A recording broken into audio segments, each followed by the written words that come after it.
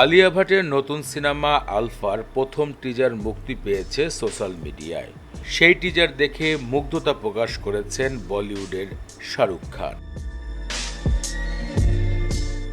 বলিউডের একসময় student of ইয়ার সিনেমার মাধ্যমে আত্মপ্রকাশ ঘটে আলিয়া ভাটের। এরপর হাইওয়ে, রাজি, গাঙ্গুবাইয়ের মতন কঠোর সিনেমায় কাজ করেছেন এই অভিনেত্রী।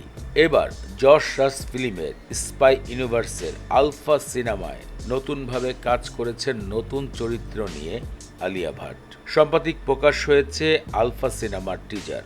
সেই টিজার সামাজিক যোগাযোগ মাধ্যমে প্রকাশ হওয়ার পরে ব্যাপক আলোচনায় এসেছেন অভিনেত্রী আলিয়া ভাট। টিজারে আলিয়া ভাটকে দেখা গিয়েছে দুর্দর্শন অ্যাকশন দৃশ্যে, মারপিট, ধাওয়া পাল্টা, গোপন অভিযান, বিভিন্ন জায়গায় অংশ নিতে তাকে।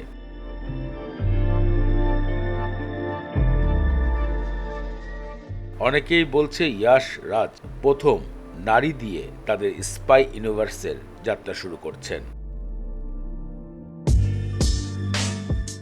সাম্প্রতিক টিজারটি প্রকাশের পরে আলিয়া ভাটকে প্রশংসা করেছেন বলিউডের বাদশা শাহরুখ খান। সামাজিক যোগাযোগ মাধ্যমে একটি স্ট্যাটাসে শাহরুখ খান লিখেছেন, শাবাশ আলিয়া, একসময় মন ভেঙেছ আর এখন হাড় ভাঙছ। অভিনেত্রী হিসাবে প্রতিনিয়ত তুমি নিজেকে নিজে ছাড়িয়ে যাচ্ছ।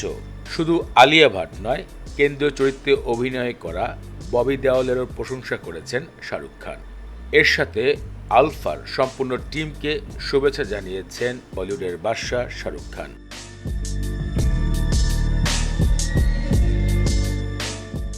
সম্প্রতি বলিউডের নতুন আলফা সিরিজকে নিয়ে দর্শকদের ভেতরে নতুন এক জানার ইচ্ছা শুরু হয়েছে। তাহলে কি নতুন অ্যাকশন লেডি হিসাবে আগমন ঘটেছে আলিয়া ভাটের?